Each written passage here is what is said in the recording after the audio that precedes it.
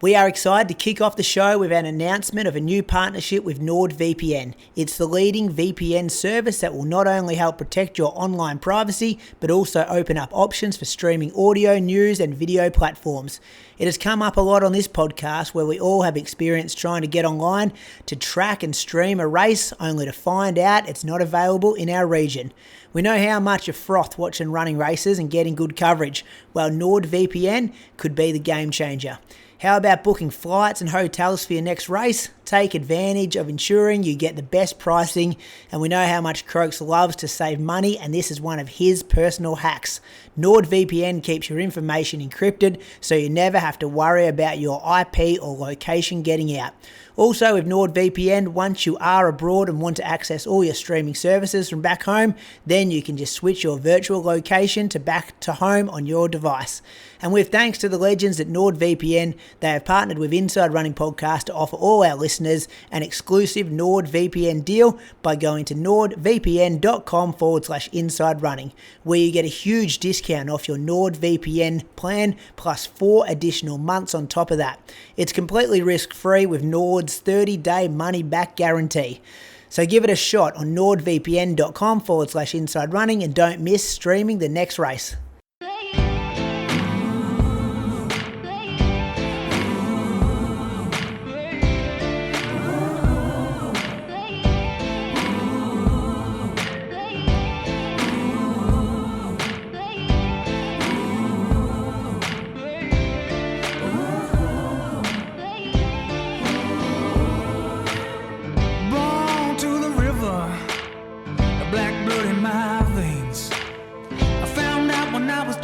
Your skin can bring you so much pain. Now I hear you say you got the best of both ways. Won't you come and take a walk in my shoes and tell me if you take my place? Welcome to episode number 380 of the Inside Running Podcast. Thank you for joining us for another week of talking about Australian records. We'll get to that later in the show. Got a lot of running news from indoors over in the US, some stuff locally here in Australia. Good to listen to a question here. And we're hoping to have a special guest, Haftu Strintzos. He's going to be popping in probably about 50 minutes into the episode. We'll see how all that plays out though. And we've got our regular co-host back, and he's had a big weekend. He coached Caden to run 2:11 for the marathon over in Japan. He's the number one man in Australian Running Podcast and a 2:14 marathoner who represented Australia at the 2019 World Championships. Julian Spence, welcome back to you. Thanks for having me again. I feel honoured to be back on this podcast. Missed you last week. I listened. It's a good podcast, this. It's best running podcast out there, I'll tell you. Like, if I'm not on it, I still listen and I still go, oh, this is why people listen. I get it. Some good chat here. Some good chat. Less, felt last week probably a bit soft on the opinions. Maybe not you, Brady, but Brad and Ellie, a bit soft on some of their opinions. I reckon off air they would have been real, aggressive and strong in their wording, and then they got on air and they, pull it back a bit, don't want to hurt anyone's feelings kind of thing. I thought I was fairly critical. Croak started soft and then he got harder as the episode went. Yeah, I made that comment actually a bit early, halfway through. Yeah. But yeah, it's hard for Ellie. She's part of the groups that she talks about. They're all her friends and stuff, so she wants to stay on everyone's good side. Hey, Moose, with Caden's result on the weekend, how have your two pin-up or former pin-up athletes of Ellie and the bad boy Mende taken it? Do you still speak to them? Have you removed their numbers from your phone? What's going on? With Toby on the monthly last night, and he was a bit shocked. I don't know if he's seen that Caden Shields result at that stage when we got talking about it. Well, they both now hold different positions in my life. So Ellie's my physio now. So she's my Pilates instructor, and Toby's my manager of the Torquay, the running company Torquay.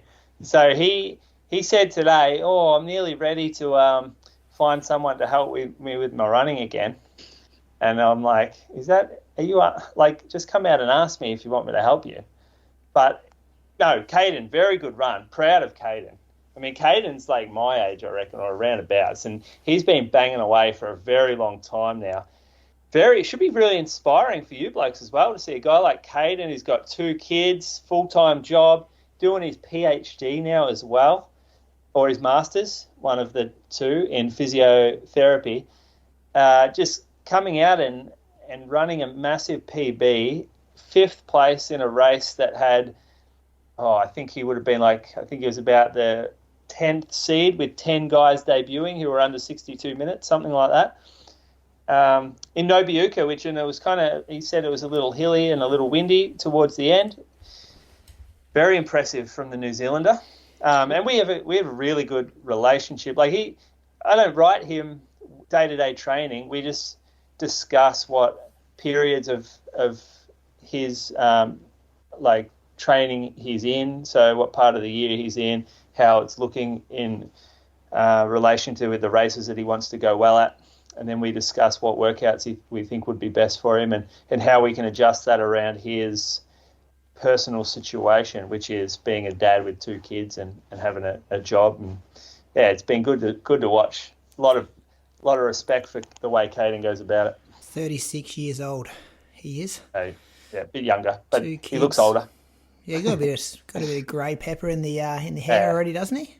Had a bit of talent though, Moose. He beat you at World Champs. I'm looking at his PBs though, Croaks. 65.42 for the half. So you're quicker than him over a half. 10K, 29.57. You're quicker than him over 10K. What's he run for 5K? 14.18. He's pretty much got your PBs, Croaks. Ran 2.18 though at Doha in the heat. That was pretty good. What'd you run, Moose? 2.19 high? 2.19 450 maybe, 14.50. Yeah, I remember he was in the pack ahead with Malcolm, and I remember thinking I'm gonna catch these blokes at some point, but they were just always there. I thought he ran really well, and that outside of yesterday, that was his best run of all time that he's had. So yeah, he's had a good career, but I reckon there is potential, there is ceiling left for him, given that he was at Nobeoka. I mean, Valencia is an easy 2 minutes, Croaks. It's just automatic 2 minutes. Oh, yeah. I've run both of them. Even Berlin is Berlin. Did he get in the lead pack, though, and have a lot of cover for the whole race? He was in the lead pack, yeah. They had paces. 30K, the pacer left. They were off from the start. They were off. He was going for 2:10. That was what he was, the pace was supposed to go at, but the paces were slow from the start. And then he got to 30K, the pacer pulled out. They went through half in 65.25, and then the pacer pulled out. It got a bit slower. They turned into a headwind. One guy dropped a 2:52 going up a hill. He ended up running sub 2:10, but the pack split there, and he did slow down a little, but then came good in the last 2K. Yeah, it's Not sure Brady would agree that Valencia is automatically worth 2 minutes. Mate, he just said it was. Check out my 30K split. I was flying that day. You're one of those, are you? I was going great at 30K. Everything was going good until both my hamstrings started cramping. I got a bit excited early on. This year, though, a bit of redemption, Croaks. Man, you will get over there. If people don't know who Caden Shields is as well, good guy. He was on episode 107 back in November 2019. If you want to go and listen to an hour interview with him, you should do a coaching catch-up, Moose. What worked, what didn't. Just get real nitty-gritty, real nerdy, and record it. And let's put it out there. Even how his training's changed, from what he was doing back I'm just looking at these notes. He spoke about the influence of the Lydiard model, growing up and stuff. So, I would love to listen to that. Anyway, you two guys talk about running, but he doesn't have Strava. Idea. Yeah, so I know. You don't know what he's doing. Yeah, he's and even me, he'll just send through screenshots of his Garmin screen. Yeah, and that's it. all. Love it. But yeah, it is good. He's sponsored by a brand called Prezio. Oh, yeah. Yeah, they're a New Zealand. I don't know where they do really classy apparel. Yeah, it looks good. He got he was up at the Gold Coast a couple of years ago with us, wasn't he? Maybe the first year we did the live show at the QT. Him and Malcolm Hicks, and we were talking about the brand that night. Yeah, okay. Yeah. How you going, Croaks? Anyway, up in Canberra, all right? Yeah, not too bad. Back on the chalk. It was rough first couple of days. Just just different. Like no easing into it, is it? Go to 10 out of 10. First minute they walk through the door. I reckon day one, it's like I spoke more during that day than I would have during the whole holidays. Yeah. That sounds so bad. Like no matter what job you told me that wasn't teaching, I would take it over how you're just explaining that. Yeah. Hey, Craigs, I'm going to give you a limit of how many times you can say Cameron Myers tonight, okay? So you got 10. You got 10 opportunities to say his name. Going to cap it at 10 just because I know you're pretty excited. And I know you got a very important email today as well, which I can see the smile on your face at the moment. You're very up and about after that email you got locking you in for your 14th year of pacing at the Gold Coast Marathon. So just got to pipe down a bit, I reckon, your enthusiasm tonight on the mic. Can you imagine how many he sent before he received that one reply to? Well, I've got it down in my Brady on the loose segment here, Moose. Pacemakers pestering race directors 6 months out from a race. They haven't even put together the elite field yet, and this guy's sending emails trying to get a pacing job. Can I tell you the real story? He won't book accommodation before he knows the payday. You boys know the real story because I forwarded the message. I contacted Ryan about trying to get an entry for an athlete. And then he asked me what I planned, because I said I'd already booked flights for the Gold Coast because we're going up there for a week with the family. And he's like, what do you plan on doing? And I told him also I had an entry for Valencia. So he said, what are you planning on doing? The racing the half, racing the marathon, or pacing again? So, so that's where that's come from. Let's talk some running though. Moose, what's happened? You had injections, scans? Give us an update. Well, yeah, fortnight since I've been on last. I can't remember exactly. I mean, I got it. I did get the results of the scan. I reckon I might have talked about that. And then I got a CT guided cortisone injection into my back in order to try to stop the sciatica. So what that involves is getting in like a machine, laying down.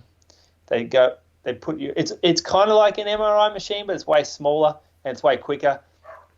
They roll you back on the bed. They take a photo of it or the scan image, whatever. Pull you out, chuck the needle in, take another photo, see where the needle's sitting, adjust it, take another photo, keep adjusting it till the needle's in exactly the right spot. So it gets super precise.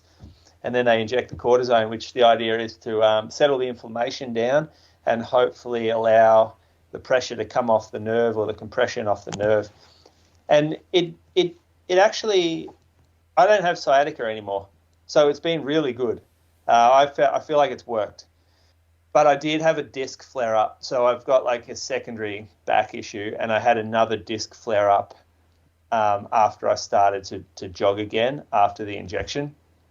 So that's when I decided, fuck this, I'm going to have the week off. And I reckon that was the day that I told you guys I wasn't interested in coming on that night. And now it's been another week of no jogging, and my back feels pretty good now. I've been doing Pilates twice a day, so just like more mobility than strength work, just to try to get some mobility around the back and do some real deep core work. I went through a couple of bike rides. Bike rides I'm limited because the back kind of takes over after a while. I've always had that on the bike, so I can probably limit it to about 45 minutes at the moment. So I haven't been listening to like running podcasts outside your one. I don't get on the YouTube. I stay out of those group chats. They're fucking a bit of a pain in the ass, actually. So I haven't watched any races from the weekend, even though there was masses of them. But I'm nearly ready to start jogging again. I think I'm going to have Ali write a bit of a return to run plan, have someone tell me what to do, take the thinking out of it, and just run again for the purpose of rehab, not the purpose of getting fit. So that's the goal. Good. It's in the right direction. Yeah, the mood is definitely improved. You'll go back to the group chat soon? You were in there. I'll unmute it. I'll unmute it soon. Yeah, you were in there sending bloody screenshots of shoe studies. YouTube videos. When someone starts with that chat, I got to let Donnelly know who the shoe boss is around there. woke up this morning to an essay from him. I was saying on the monthly last night. So listeners, this is the group chat of our daily shows. So like Benny St. Lawrence, Jeff Risley, Jordan Donnelly, Luke Matthews, Ali Pashley, whoever was helping us out then, all in the same, Chris O from Norway, all in the same group chat, still conversations every day. I reckon when we do the World Champs, and I hope they all want to be involved for the daily shows during the World Champs, we open it up for like everyone on Patreon. You want to join, you want to be in the group chat? So imagine the amount of alerts you'd get. Just open it up for the masses. Moose would definitely leave that group.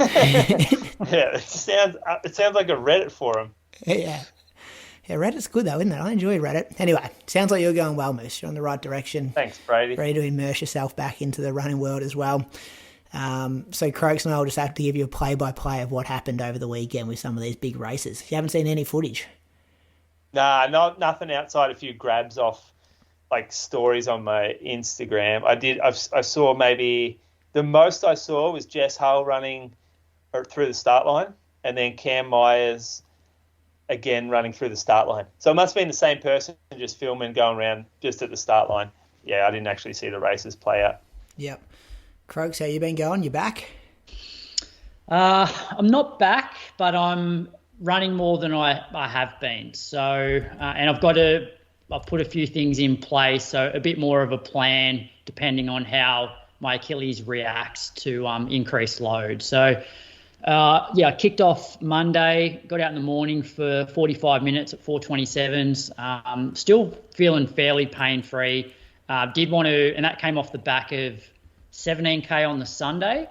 And then on the Tuesday, jumped on the treadmill, did 70 minutes. I just had the treadmill at 5-minute Ks or 12K an hour. And I know we're chatting off air, but for me, like, it definitely feels a bit quicker than 5-minute Ks because I can't remember the last time I ran a 5-minute K outside, but I'm quite happy to run 5-minute Ks on the treadmill. Heart rate sits around high 120s to low 130s, I suppose. So I did 70 minutes, so 14K. Listened to the UK boys catch up monthly, where they spend a lot of time talking about treadmills. So I enjoyed that. Actually, I've been enjoying just jumping on the treadmill, just putting a podcast on and just listening. I find time goes fairly quick, actually. I don't even watch stuff a lot of the time. So that was Tuesday. Wednesday was my first day back at work, and it was a bit of a turning point with my Achilles because all during the holidays, the only time I've really been wearing shoes is when I've been running. Outside of that, it's just been, wearing like my UFOS slides and stuff like that. And so obviously I had to wear shoes all day at school. And by the time I got home, my heel was just like pretty sore. And I seen to myself, and like I wasn't even doing anything at school. Like I wasn't running around. So I wasn't really putting any load through my Achilles at all. I'm like, just doesn't make sense. I would have thought that if there's something like structurally wrong with my Achilles, then yes, when you're running and you're putting load through it, it's going to hurt. But when I'm just standing in a pair of shoes, that to me feels more bursa related or just pressure up against that area rather than like something structurally wrong with my Achilles. So, so I was like chatted to a friend of the show who's a doctor, just to sort of get what he thought. And so I've got a script for like some stronger anti-inflammatories to see whether that would actually help. And also I have a referral for an ultrasound with potentially a cortisone injection if the ultrasound comes back with the bursa's really inflamed. So I've been on the stronger anti-inflams since I think Thursday. So I took Wednesday off after work. I didn't run at all. Can we stop there for a sec, Croaks, just with this medical advice? Because I've heard you mention different people since the last month since this injury kind of popped up a bit. So you've been in contact with, like, Tom Ducano's tried to help you with some heel lifts. Nidda, I reckon he was helping you for a while. You were given, Ali Pashley, you were asking her a few questions whilst on air last week for a bit of free physio advice. Yeah. And now this friend of the show who's a doctor who you wait a second. You got another one, Moose? The bloke who come over to his house that day for lunch. Oh, yeah. I don't think that was on air though, was it? But yeah, someone come over to your house one time and gave you a massage. That was Barker, wasn't it? Yeah, Jimmy Barker. Yeah. No. But his wife was just visiting your wife, but then you end up getting a free massage. So have you paid for any medical advice at this stage? So I haven't got any treatment from anybody. I've basically, that's maybe the problem. I sent Nita a message. But anyway, because I've been happy to have a bit of time off. And so anyway, so I'm on these stronger anti-inflams. I do have the referral for the ultrasound. The ultrasound will show if it's a bursa or not. Is that right? Yeah, that'll show. Because the other option is you go for an MRI. But if I go for the MRI and it shows that it's bursa, I still have to go back and have an ultrasound with the cortisone, because that's how they put it in, whereas I could potentially just kill two birds with one stone. Have the ultrasound. If they think it's more bursa related based on the ultrasound, they give me a jab there and then. Whereas if the ultrasound then comes back and it's not, the bursa doesn't look too bad, then the next step would be an MRI. Okay. So I know you wanted to have, you didn't mind having Jan off because you want to, Valencia's in December. But if you did have your time again, would have you got this MRI or ultrasound just 3 weeks ago, just to know? Yeah, it hasn't bothered me, to be honest. I've sort of just been enjoying just rolling around. So I'm in no hurry at all, really. So then on, Thursday afternoon, jumped on the treadmill for another hour, listened to the Road to Berlin boys. So that was 12K there.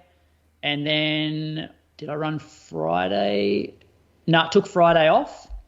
And then on Saturday did 70 minutes again on the treadmill, 5-minute Ks.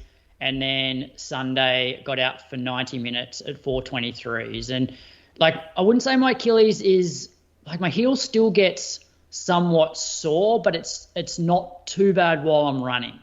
So today, for example, I worked, got home, my heel was just felt a bit swollen sort of in my shoe. And then I went for a run. It was a bit niggly for a few K, and then it was fine after that. I got through 70K for the week, did 10K today. I'm actually going to try and do a bit of a light treadmill session tomorrow. And then, probably book in for just this ultrasound if the anti-inflams don't sort of knock it on the head, or if I do a session and it flares it up too much, then I'll go and get this ultrasound, see what that shows. Yeah, I think it's no qualifications here, of course, but I reckon it's bursa, because you've mentioned a couple of times different shoes. Something's just flaring it up. You know what a bursa is? Nah. But is it something you like? It's I got that Haglim's deformity, or what's it called? Haglim's. Yeah, I got that as well, that bump on my heel down there. It's like a cushion. It sort of protects it stops the tendon from rubbing on the bone. It's like a bit of a pad that, it can get. It can often be multiple things though. It's often that it can be bursa, but it can also be tendon related. Yeah. You can have a whole host of things going on there. And Haglin's as well. It could be. I think they're left all or right foot? They're all very much connected. Left. Yeah. Is that the one you had last time? Back in Berlin time? Well, I've never had this. Well, no, but when you had the injection last. I can't remember actually if it was my left or my right, but it was definitely a different injury, because that was mid portion and it was in the sheath of the tendon. Whereas this is the first time I've ever had any sort of insertional type stuff. But I figure, look, I was able to run 90 minutes yesterday without too much discomfort at all, which you can't do that if if your body's really struggling, you can't run 90 minutes pain free. That's right. That's pretty good. Sounds like how did it pull up though? Thing. Yeah, I think it would have pulled up fine if I wasn't wearing shoes all day at work. But I was able still to run 10K this afternoon, and if anything, and I put on the those Mizuno shoes again that have the soft heel, and it seems to be recovering well. So it might obviously be a bit tender after a run, but the next day it's completely fine again. So anyway, that's where we're at. Good, Croaks. I'll go through this week. I had a hot week, boys. Average temperature 38 degrees for the week. Some nights only getting down to 25. So I kind of aircon. Yeah, we've got evaporative, which doesn't do a lot when it's that hot. So I think some days the house was like, full aircon and it was like 27 degrees in the house, which Why is don't you get a which is split rough. system? We have a split system down in this part of the house, like where I am at the moment. So we're kind of just living down here a bit. But yeah, I don't know. It's a good question. Probably should get a couple of splitties put in, Moose.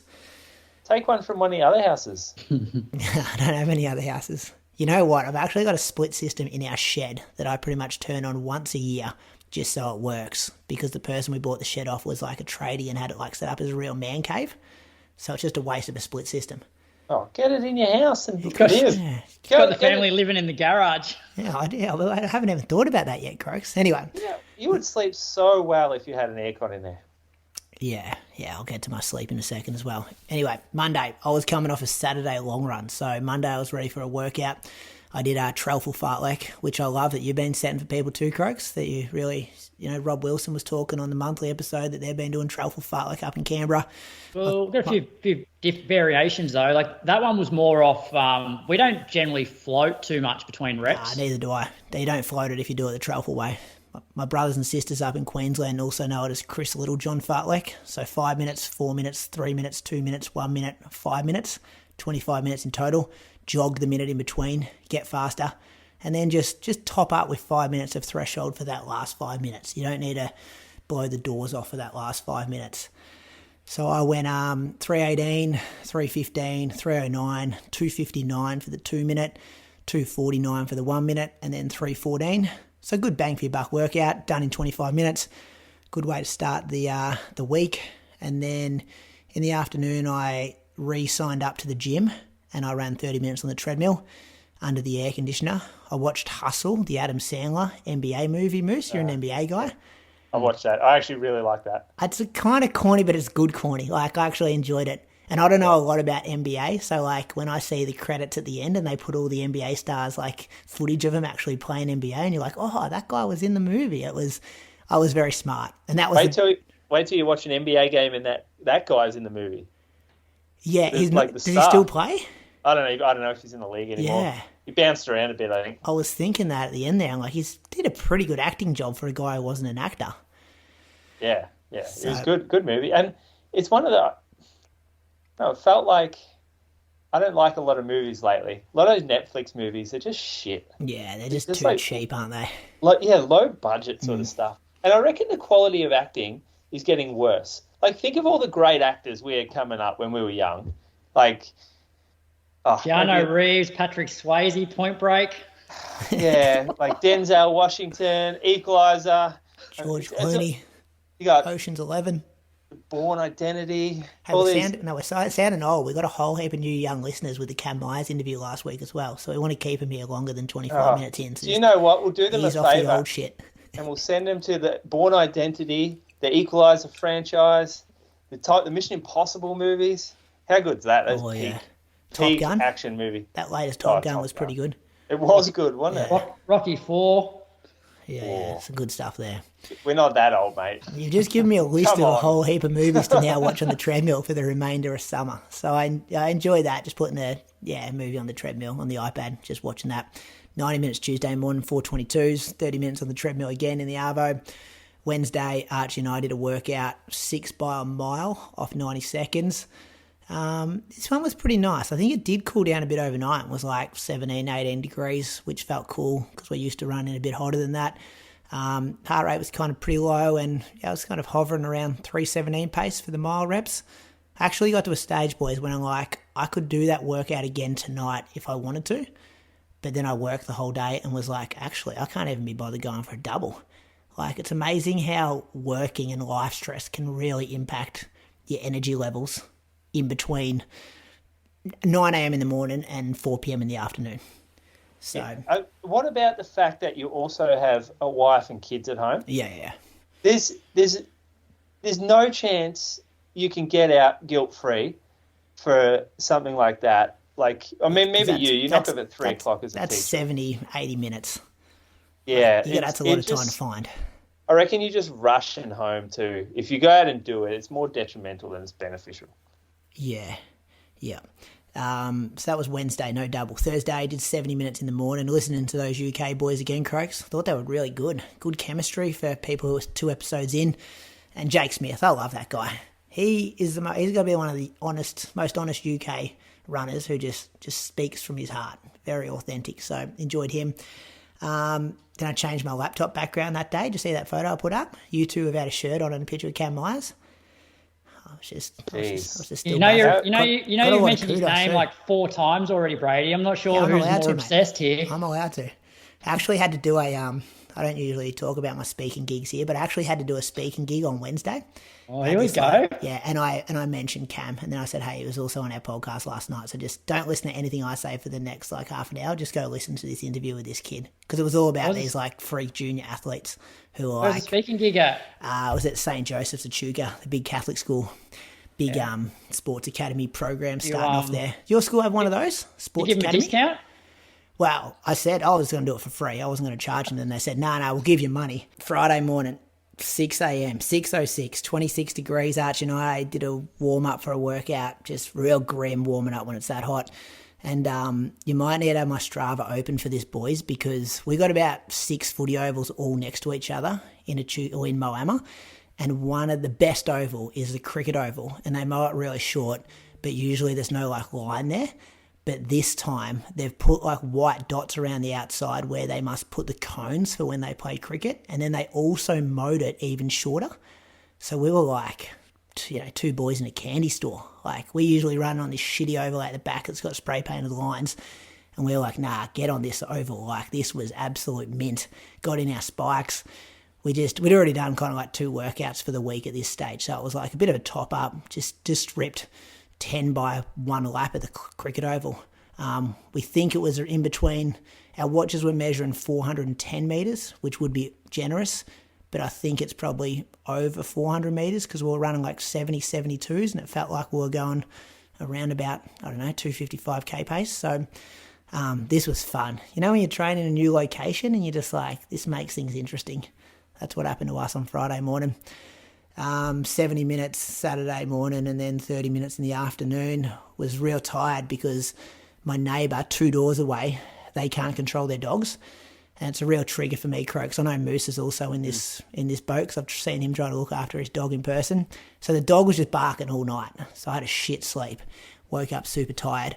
And then, yes. You put any message in like the community Facebook group? Yeah. I am a part of the Echuca Millrose community page, but that's what it's for. I know. I'm just called the Ranger, I reckon. That's what I'm doing next time. But then get this, the next night, so that was the Friday night. Then the Saturday night, my neighbours, the one next to me, so directly next to their house, the dog house, he, I reckon, got pissed off. And he just had his music blaring at like 1:30 in the morning just to piss off the dog people. Because he's like, you stitch me up Friday night, I'll stitch you guys up Saturday night.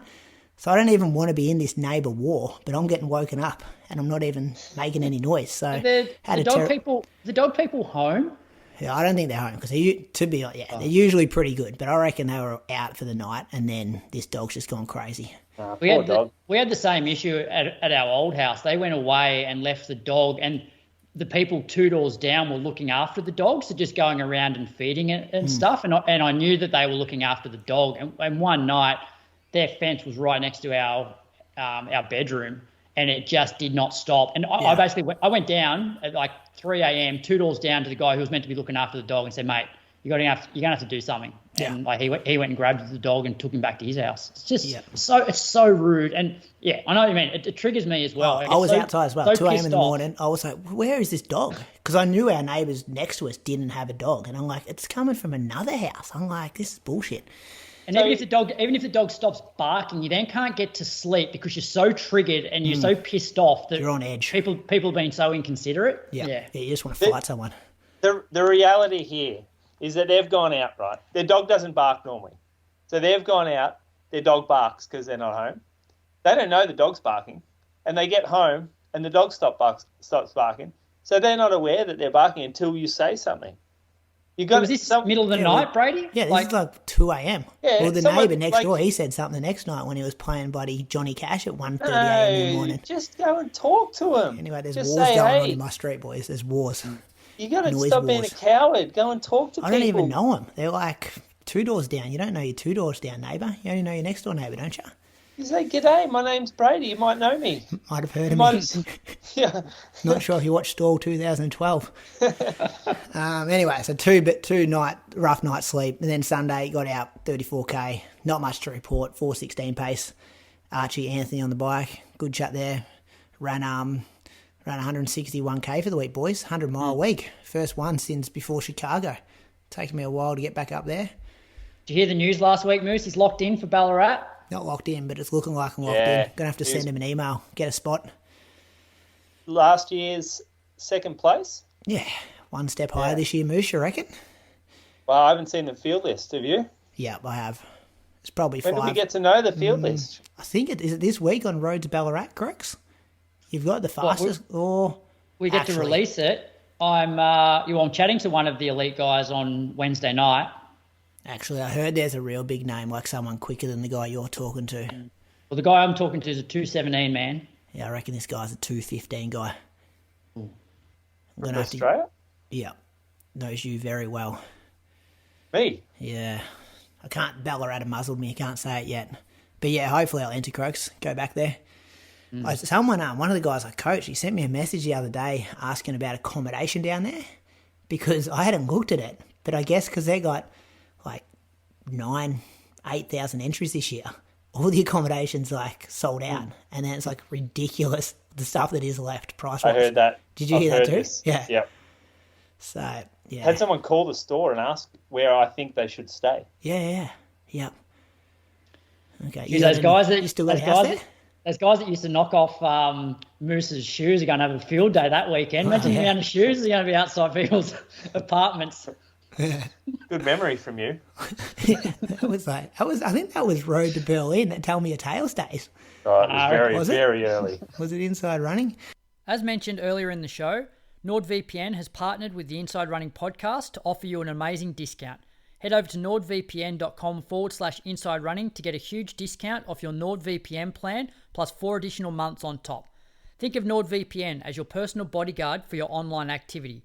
It encrypts your internet traffic, shielding your personal information from those prying eyes and online criminals with state-of-the-art encryption. It can help you book flights and hotels for your next race, as well as when you're over there, you can connect to a NordVPN server in your home country and safely enjoy the content as if you never left. Wherever you travel, perfect if you want to follow local Aussie sport. With NordVPN, you can access all your streaming services from back home. Don't forget, there is literally no risk to you with their 30-day money-back guarantee. Give it a try, and if you like it, great. If you don't, they'll issue a refund and you can pretend the entire situation never even happened. Check out the link, nordvpn.com/inside running to get your subscription started today. All right, let's thank some Patreon supporters. Croaks, who you got? This week I've got Marcus Hughes. So Marcus from the Gold Coast has PBs of 8:50 for 3K, 15:34 for 5K, 31:22 for 10,000 metres on the track, which was at last year's Queensland State Champs, 70:26 at the 2023 Sunshine Coast Half, and recently ran his marathon PB of 2:28 at the Malaga Marathon in Spain, and that was in December. Since then, it looks like he's been travelling around Europe and Southeast Asia. So there's on his Strava, there's photos of like snow from that sort of European winter, and and then now he's been in Southeast Asia. I believe he's currently in Japan. So not a bad life for old Marcus. Must be nice. Yeah, must be very nice. Good times there as well. Thanks for your support, Marcus. Who you got, Moose? Yep, I got Tyson Yeo. Someone else want to have a go at that? Yo, I reckon. It's Yo. It's the guy who plays for West Coast. Same spelling. Tyson Yeo. Brothers, you reckon? I'm not sure if they're related, but I've seen that last name before and heard commentators pronounce it. Yo. Okay, good. That's handy. He's from Melbourne. He's run 18:56 at the Bibra Lake Parkrun. His fastest half marathon is 89 minutes, which was en route to his marathon PB of 3:08. Could be better. Bit of a positive split, 9-minute positive split. Maybe this year he'll nail it. We think he might be a senior consultant at Yana Investment Advisors. Oh, wow. That's a money man right there. That's a nice title, senior consultant. That's an investor. That's a Wolf of Wall Street type character. Interesting you've gone hard on him with this positive split here, but I reckon when I was listening to you on that second episode of Road to Ballarat, Ella, she had a massive blow up and you're like, nah, it's not too bad. It wasn't as bad as that. No, I think it was like 5 minutes. 5-minute blow up is pretty bad.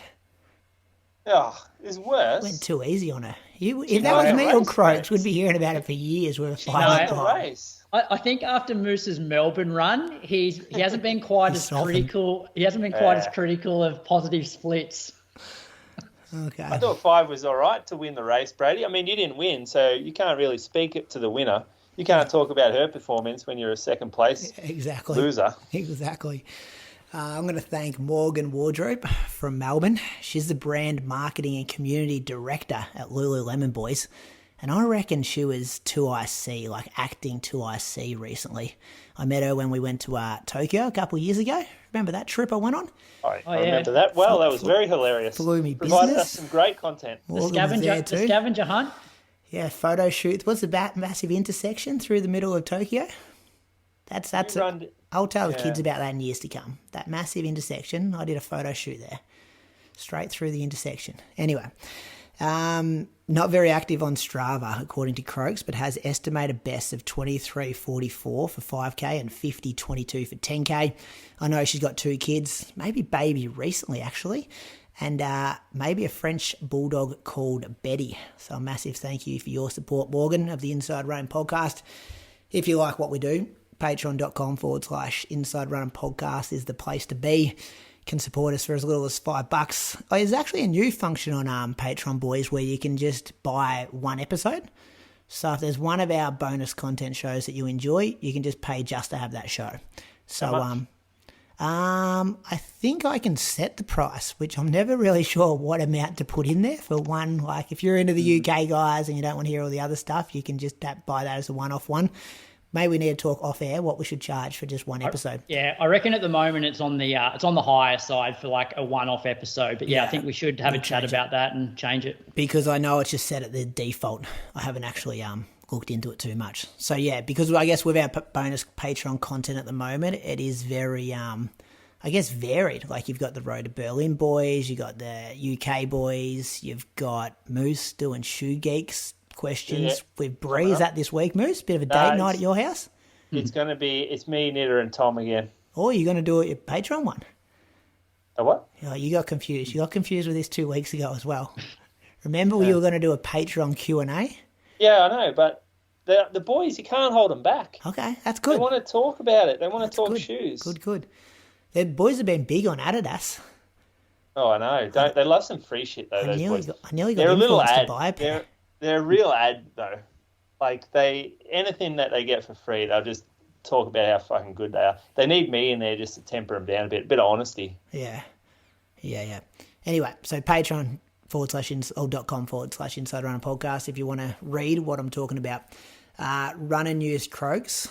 I want you to give me a news item to kick off that's only going to take 5 minutes because Haftu is ready to go in 5 minutes. But firstly, thanks to our race results partner, Axel Coffee, our official caffeine partners, helping us wake up every morning. Needed this when my neighbours were pissing me off last week, boys. Axel Coffee at 5 a.m. What do we got? Where do you want to go? So I reckon we go. So Moose, do you want to take us through the Vic Mile Champs? Right. I'll do New South Wales 5K, and then we'll do the 5K Frenzy, Brady, and I reckon that'll be 5 minutes worth. Perfect, and then we've got Haftu. Yeah. So, the Vic Mile Champs, we had in the male race, it looks like it was a very tight race. Lucas Chi, he was the winner, 4:03.35. Second place, Charles Barnett, 4:03.96. And Andre Waring ran 4:04 for third place. Now, I'm starting, this is a good sign that I'm starting to lose touch with the track and field community because I don't know those first two runners. Do you guys know them or have heard of them before? I know Benny Saint. So if you're listening or if you're reading that group chat, there was a bit in there because Benny Saint coaches Lucas. He's only like 16, I think, obviously very young. So, and that was, I believe, a fairly tactical mile race. Good. Well, yeah, I tend to tune out when all the kid chat comes on in that group. I watched it. It was a big finish. Like, he didn't even, I don't know if he was going to win, even though I knew he was winning, or he was a winner when I watched it on replay, like 150 metres to go. Come home really strong. Yeah, good futures then. Real promising. In the females, Amy Robinson, she won by a mile. She ran 4:30, and I believe that was a meet record. That was just something I saw pop up, perhaps through the socials. Yeah, she's beaten Georgia Hansen, who continues her comeback. She ran 4:39, and Jessica Coyne was 4:45. So not quite as tactical as the men's race, but big win from Amy Robinson. And if we do the math on that, what's that, like 67s per lap? So she's ran 7 seconds, or 6.5 seconds slower at, where was it? Essendon on a Thursday night than Georgia Bell to win the Want to Make a Mile. Yeah. Like, Georgia Bell's an Olympic medalist. Yeah. In like the biggest indoor mile race in the world with no weather. And this is like Amy. She's coming up for an interview in a couple of weeks, but Mum probably got a full-time job, something croaks, you know more about it than me. Yeah, she's a nurse, I think, isn't she?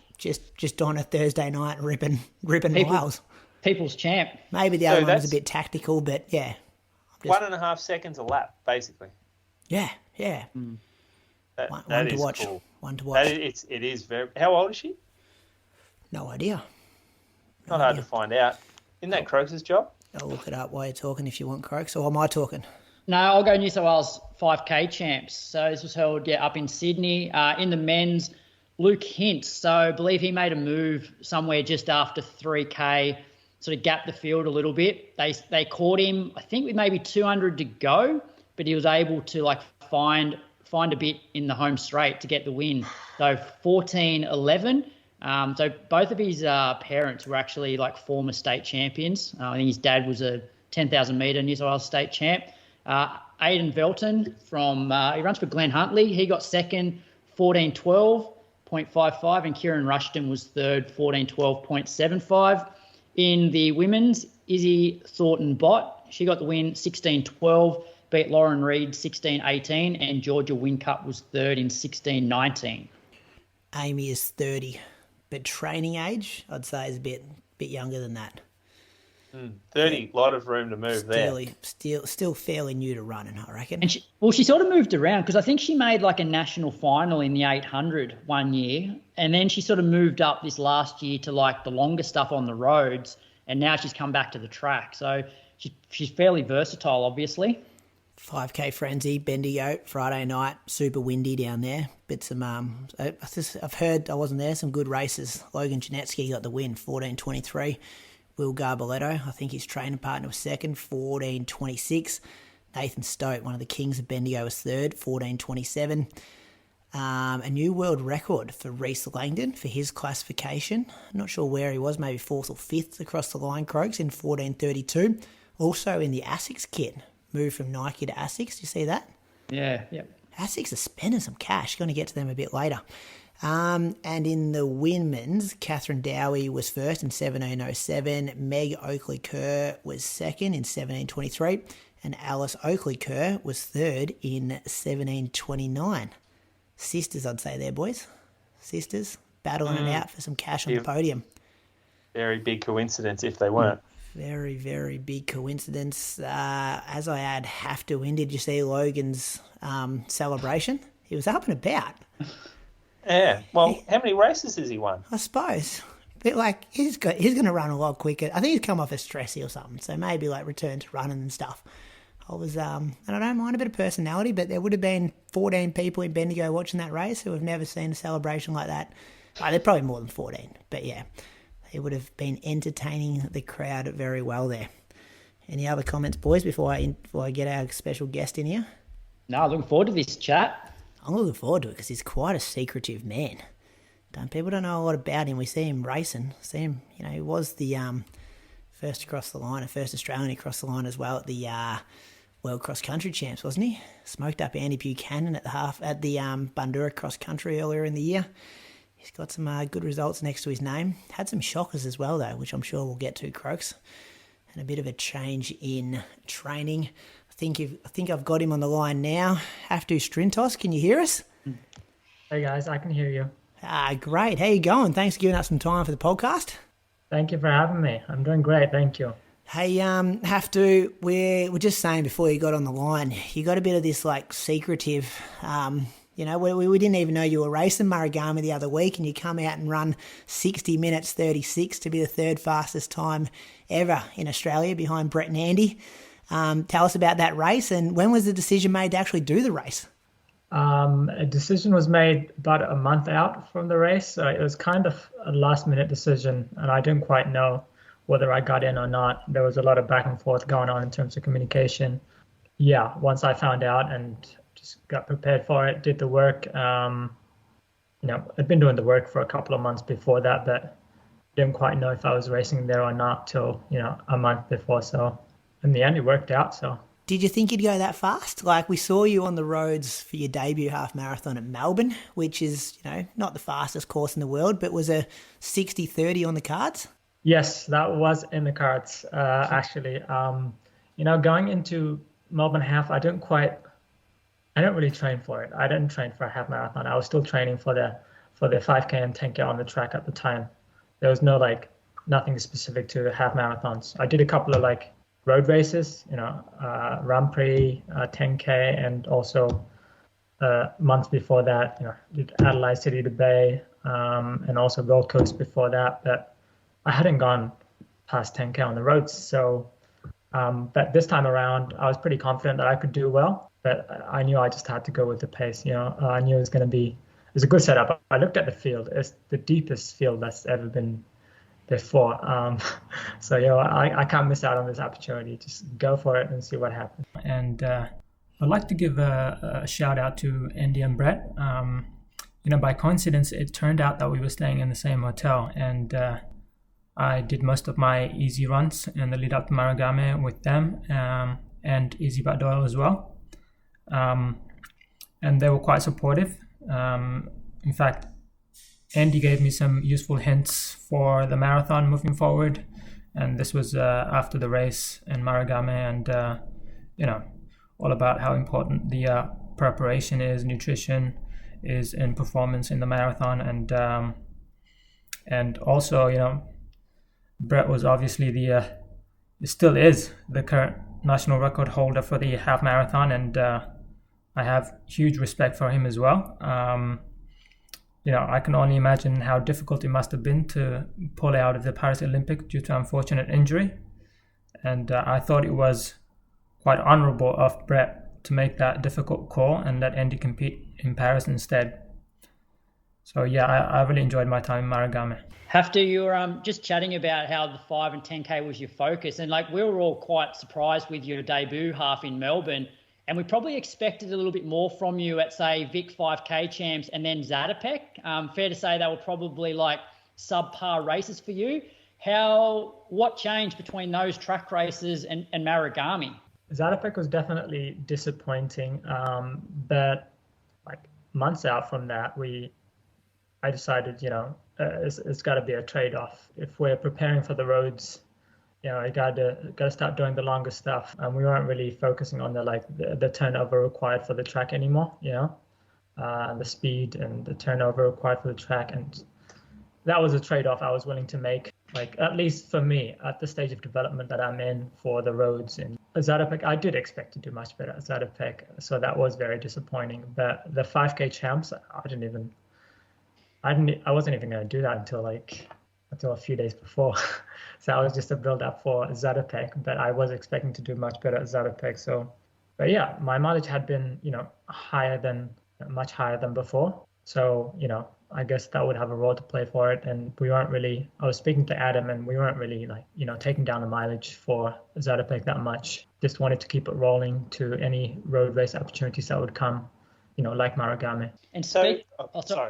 Oh, sorry, Mister. I was just going to follow up on that where you mentioned Adam. So you obviously had a change in terms of coaching and training groups. I believe you were training with the On Group in Melbourne, and then you moved across to Team Tempo with Adam coaching you. Can you talk a little bit about why that came about?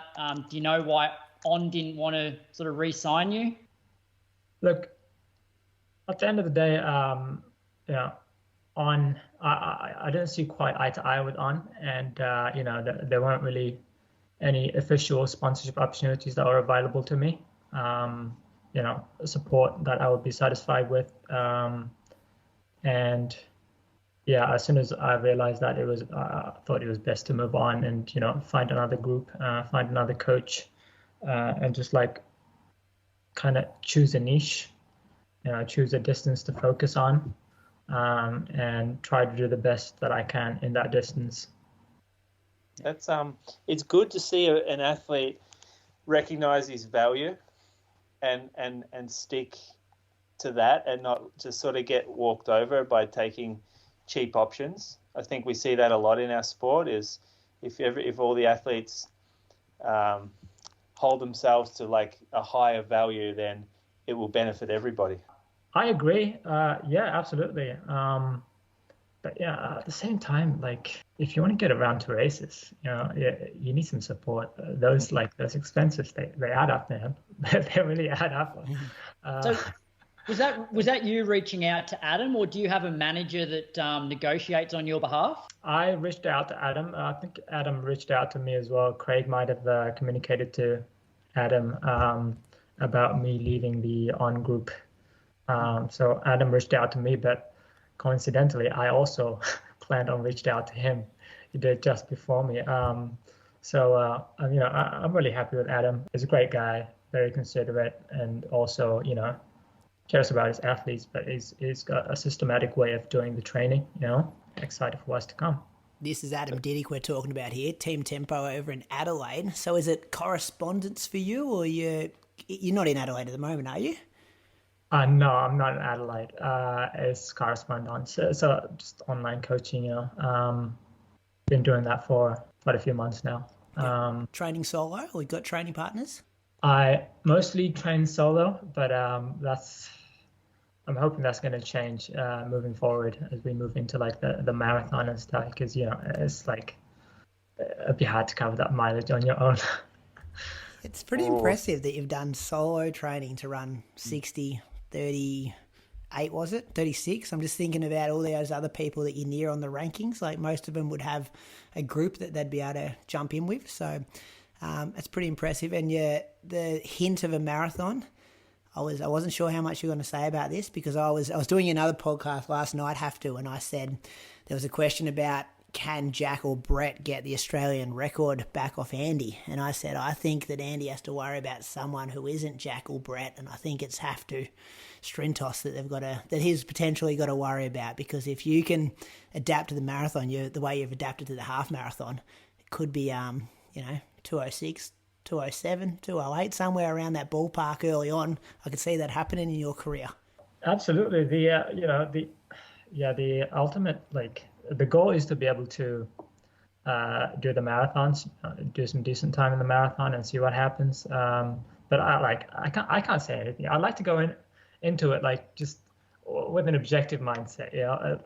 I don't know if I'm going to do terribly or perhaps look at me from your perspective. You might expect, you got to be more confident about this. I am sort of confident in my ability, having done close to 1 hour in the in Marugame, but at the same time, like, I think there's been guys, that I've done really well in the half marathon, done really well in the 10K on the roads, on the track, but like didn't quite transition very well into the marathons.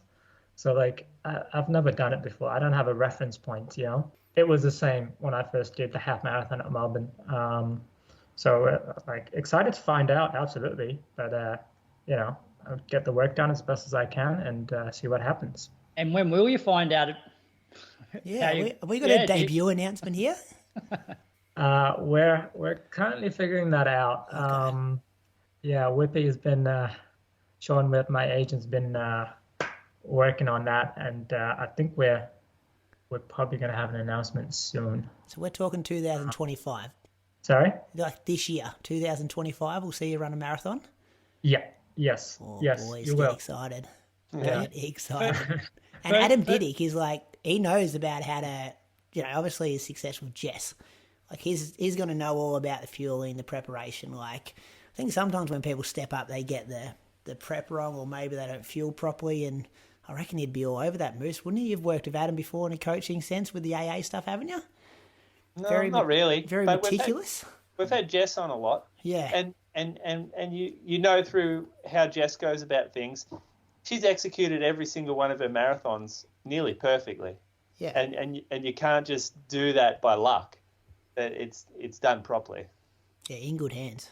In good Haftu, hands. is it likely to be first half of this year or the second half of the year? You can pass on that question, Haftu. He's trying to pressure you into giving us some whispers. Is it in Australia or overseas? No, I don't want the event. I just want to know whether it's going to happen before July.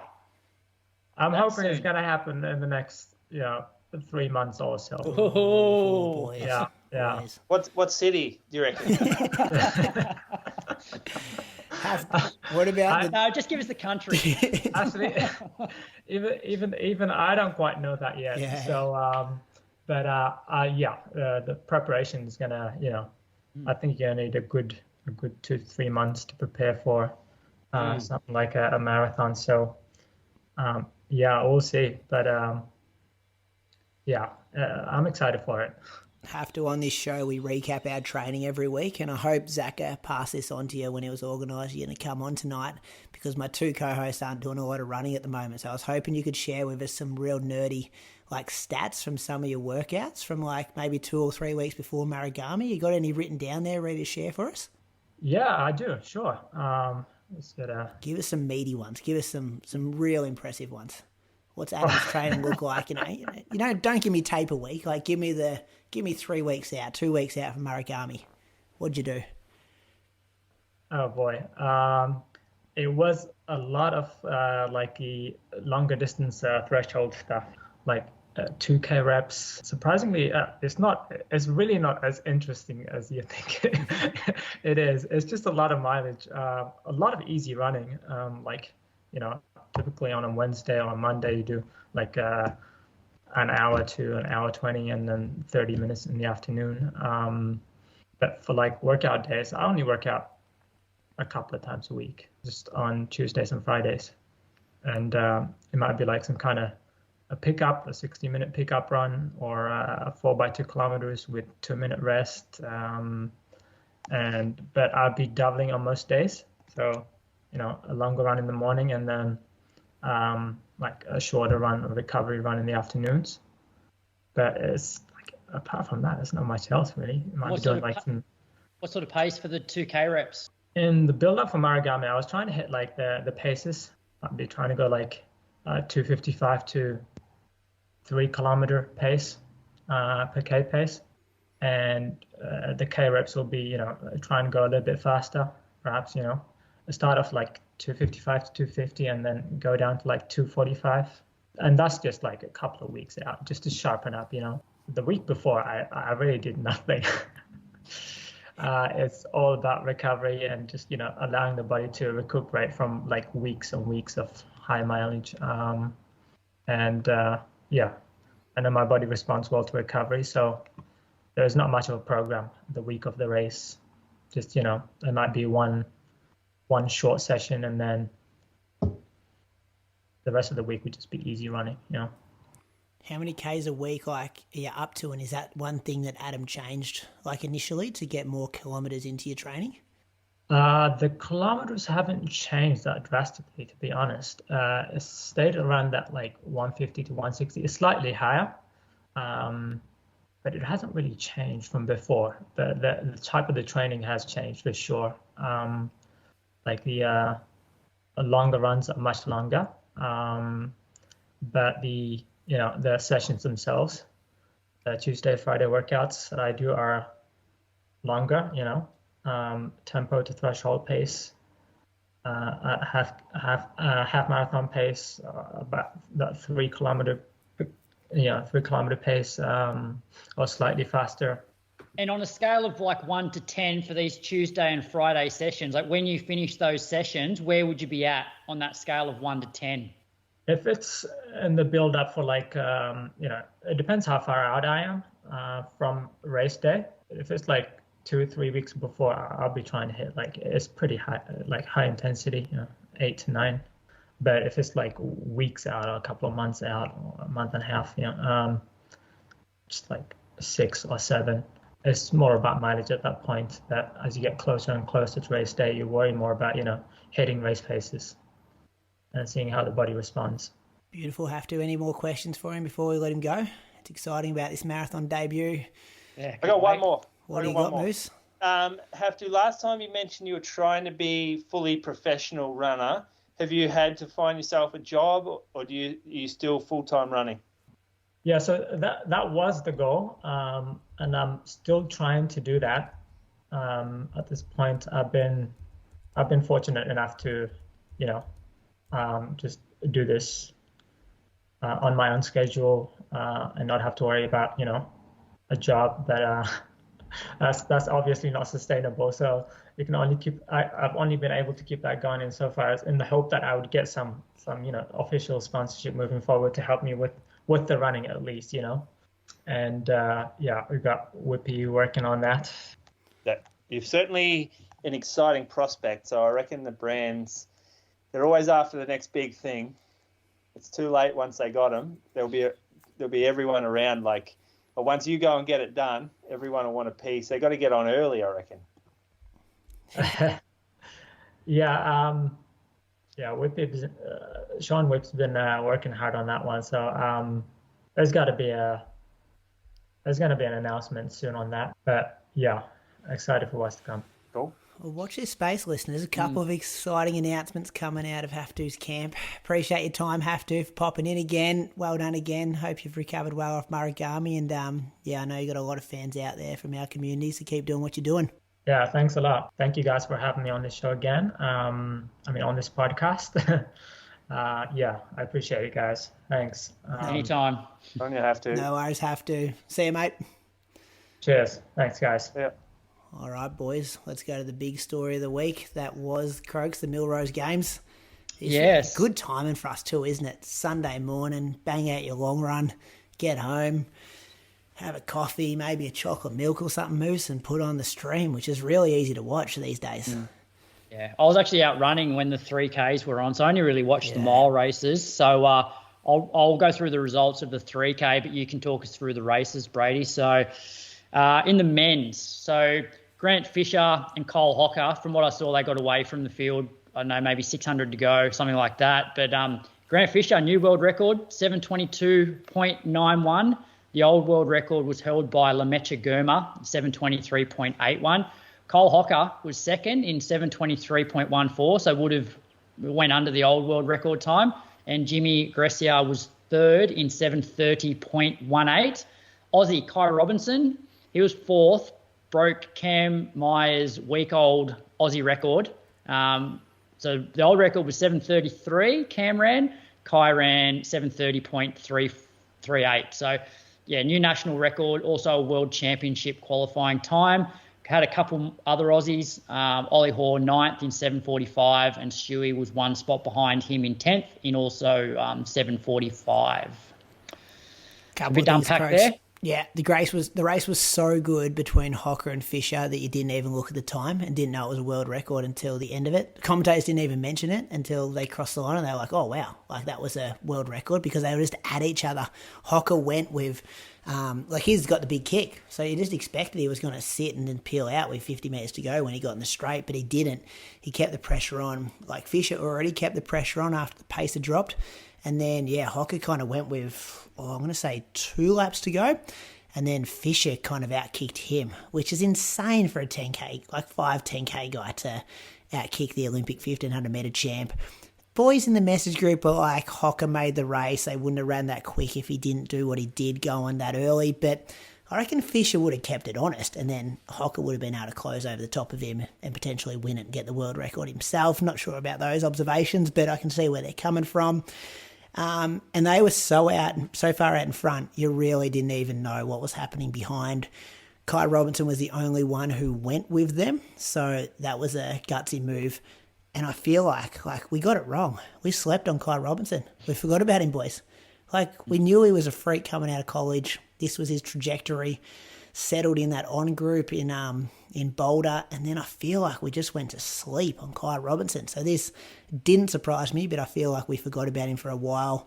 Super disappointing for Ollie Hoare and Stewie. Like, Stewie was out of the race very early. Ollie tried to go with the moves, and then for Stewie to actually get to Ollie and finish in similar time, 7:45, it shows how much kind of Ollie dropped off in that second half, because I reckon he would have had a significant lead on Stewie at halfway in that race. So, yeah, epic race up front, but our Aussie, you know, those boys that we've seen dominate, well, not dominate, but make Olympic finals, Ollie and Stewie were well at the back, and then Kai's come and kind of replaced them, I guess, as the talking point in that race.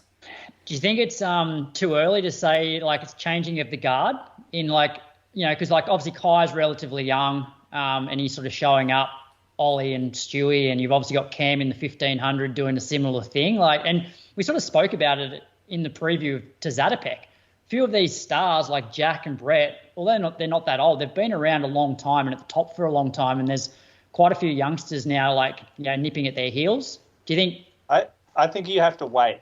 I think you have to wait to the championships before you start making the handover calls.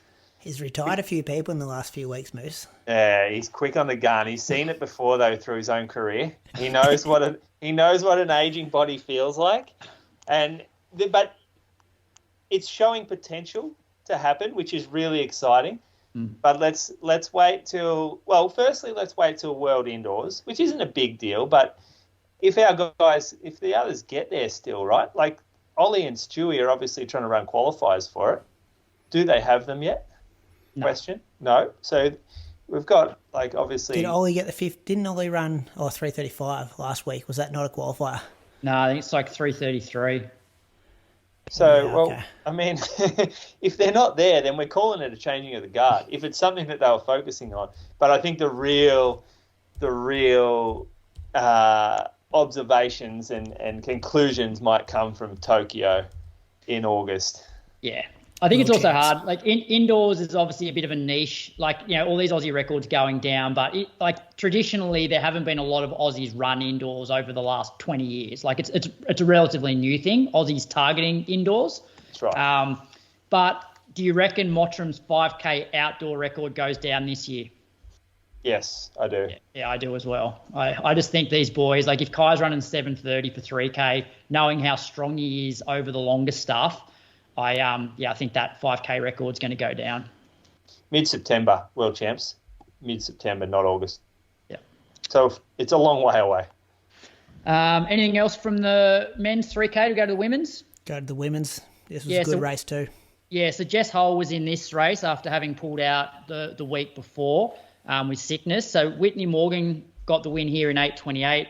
Jessette Andrews was second, 8:29. Sarah Healy from Ireland third, 8:30. And Jess was fourth in 8:30.91, which was a World Championship qualifying time, which I think was her main goal of heading back overseas for indoors. So, and potentially still not, you know, fully fit from that sickness that she had the week before. Yeah, weird seeing Jess Hull not on a podium, but if you're sick last week, you'd think you've still got that hanging around a bit. Or if you, even if you don't, you've missed a bit of training. Got a qualifier though, like box tick. Yeah. Yeah. It was a pretty epic race because Andrews went with 2 laps to go and gapped him, and then Morgan kind of pulled her in, and then I think she closed in 28 seconds the last lap, like huge kick finish. All right, men's mile. I did watch this one.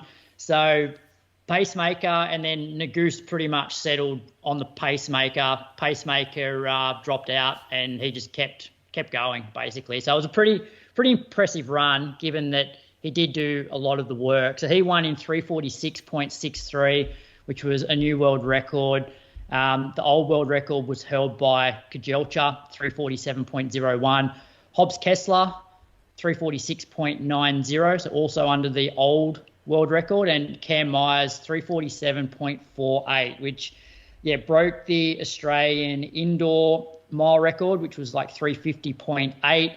It's also the fourth fastest all-time indoors, behind, I guess, the 2 guys that beat him and Kajelcha, and the time equals the outdoor Australian record held by Ollie, Just a few other stats on Cam. Went through 1,500 metres in 3:32.67, which is a PB for him. It's number 12 all time indoors, that is, for 1,500. In the world, right? Yeah, all time in the world. This is in Australia. Indoors. I think you need to make that 4th place all time. Yeah. Like world. in the world. With ever run. Kajaltra's third. We're talking Hisham El Garouge. Bernard Legat. Didn't he win 9 of these in a row? Want to make a miles? It's serious celebrations to be made here. Like, forget he's an up-and-comer. Yeah. Don't call him the young king anymore. Just call him the king. But even then, like, we like to temper it because, he's only on his way to the world indoor champs, whatever. No, you've got to celebrate this for what it is now. Otherwise, you'll never be satisfied. You'll never celebrate. And I didn't hear an interview from him, Croaks, afterwards, but let's hope he was happy with this one. Yeah, he was. I saw an interview, and then also, he basically said it was just perfect for him. Like, he was able to sit in. Basically, nobody sort of went past him. He only had to really go past, I think it was Habs from France in the last 100. No one moved. They were all just strung out the whole race. Yeah, it was just he said it perfect train. Yeah, he said it was absolutely perfect. And also, Dick Telford before the race basically said to him that I've got that quote here. Yeah, so basically you're good enough to run 1,400 metres with the best guys in the world, and then it's really just what you've got left in that last 200. So I suppose when you hear that from your coach, you go, okay, well, I don't need to be intimidated. I just go with whatever pace because I know I can be there with 200 to go and then see what happens. And he said as well that he was surprised because he got to 200 to go and it felt like how he would expect to feel at 400 to go. So he was obviously feeling quite good. So in terms of like the 1,500 split, like that's even number 12 all time. And yet Ollie's 1,500 metre indoor records 3:32.35, so just missed that. It's also like an under 20 indoor and outdoor world record. So obviously going past what Ingebrigtsen's done at the same age. Well, Dick Telford tweeted, he said, the most important thing out of this, I'm paraphrasing here, was it's a World Championships qualifier, outdoor and indoors. I don't think he's doing indoors, is he? He's coming home? Because then he also said he said, now back home for some training. Yeah. So they only racing him lightly. That's just come third in a big race like that, but you're not going to go to the World Champs, get home, get back to altitude. Just see his coach had a swipe at AA as well. His manager, not his coach. Yeah. Nice's manager, James Templeton, had some choice words for Peter Hamilton, who's the Athletics Australia, Australian Athletics Chairman of Selectors following the race. Isn't it amazing what Cam just did in America to come third in such a high-quality field and run the 4th fastest indoor mile time ever is simply incredible. It's just the start. I'm very confident there's a lot more to come. He's going so well, even Peter Hamilton will have to pick him this year. Wide World of Sports requested comment from AA, which wasn't supplied. So I like that. Yeah. I like that. Make yourself unpickable. Epic stuff. Women's race. So Georgia Bell got the win here, 4:23.35. She actually finished. She got sort of checked with must have been like less than 100 to go. This was all over the place. This race. Yeah, I thought it really sort of would have affected her momentum more than it did, but she was able to sort of rally down the straight to get the win. So she was 4:23.35. Heather McLean was second, 4:23.41. Nikki Hiltz 4:23.5, and Lyndon Hall ran 4:24.58, which was a indoor PB, but unfortunately not fast enough for a World Championship qualifier. Does she have a chance to go again? Do you know? Not sure. What else is on the cards? Yeah, because she tried to do she was winning coming up to was it the Bell 200 go? And she looked quite good. Yeah, I thought you could tell she was probably trying to push the pace, thinking, "Hey, I'm also here to get a qualifying time, not just win a tactical race here." Yeah, so, she was real good out there. Because she missed the 3K, I think, by 2 seconds the week before. And just in the 800, Josh Hoey, who we've spoken about a bit in the last few weeks, he won in a national record of 1:43.9. So he's from the US, but coached by Rinaldi. which me and you didn't know last week, Croaks, but Ali did. Yep. So that was good. That was good. Bit of talk about him as well. That was the results from the week. So these results are brought to you by Axel Coffee. Always rushing in the morning. Try their specialty instant coffee. It's so good. Definitely doesn't taste like the standard instant coffee you may be used to. And that Croaks and I have to drink when we're in the staff room at school. That moves the old Nescafe 37. It's nothing like that. No one shouts a coffee machine in there? Ah, mate, state schools got no money. No, we do have a kitchen. We got like a full-on kitchen downstairs. Well, you can get proper coffees, but if you're not on yard duty as well, probably on yard duty true. most for lunch. Yep. Where we go next, Moose on the loose? What do you got, Moose? Oh yeah. Well, yeah, I'll go. Well, I'll start with what this was a bit of your on the loose, Brady, from before, but he's getting just for reference for the entire audience is that Brady's just getting a bit frustrated by Croaks being a big am not. A big player in the opinion world off air, but that once on air comes on, He was good last week. He was good last week. No, this was about. He was just whinging about something off air, and I'm like, we literally have a segment where you can whinge about something. So why don't you just bring it up then? Okay, well, I'll give him a chance after I go with mine. I've been hearing this a lot lately from runners out there, beginner runners who don't potentially have that many years of training under the belt or that many seasons of running, I guess, or races under their belt. And everyone talks about this thing where they're entering marathon training as if all of a sudden their running has to change dramatically, including all of a sudden now they do long runs or now they increase their mileage. And it's like they don't do that at other times of the year. And I think that most people should be doing what they consider marathon training for the majority of the year because they're not really maxing themselves out in terms of their mileage or their volume. But as soon as they get to 8 weeks before a race, everything just changes on the spot. A better method for them, I think, would be to increase their long runs year round. And instead of just running 90 minutes or an hour to 90 minutes on a Sunday most weeks and calling that a long run, they're going to get better results if they increase that and just run consistently more across the year rather than waiting to that 8-week block before the race and trying to throw everything at it. I think marathon training block. People use that. Well, I'm going into my marathon block. Yeah, the marathon block is used for those athletes who periodize their training depending on what race they're kind of training for. It shouldn't mean I'm going into marathon training for the regular punter who just starts running more. I don't think it should be like that. I think someone who wants to train for a marathon shouldn't be waiting 8 to 12 weeks out. They should be starting to look at a marathon 6 months out, 12 months out, and start running more then if they want the best chance of doing well on the day. Comes back the old somebody hits you up, Moose, for a training program like 8 to 10 weeks before a marathon. Yeah. But they've been entered for 6 months already. Yeah. You have to be, don't you? No one's doing it. Well, hopefully that changes things. Like, you got to get your entry in now. Like, start training. Do the training to be able to do the training. Yeah, that's what exactly. It is like. There's a lot of, I know people get a lot, like, really fixated in what your 10-week marathon block looks like, but 10 to 20 is also bloody important. Like, if you can handle 2 hours, well, that's another thing. Like, also do 5 years of consistent running and see how important or how good that makes you as a runner. Yeah, correct. I like that, Moose. I like that from you. Croaks, an opportunity for you to do a Croaks on the loose here if you want one. Nah, it's fairly niche, really. It's not a... Yeah. Oh. Okay, we'll move on. Leave it alone, mate. Leave it alone. I'll leave it alone. Friend of the show involved here. I'll leave it alone because there's only one. There's only one person I see that does this, so it's like someone else used to do it too.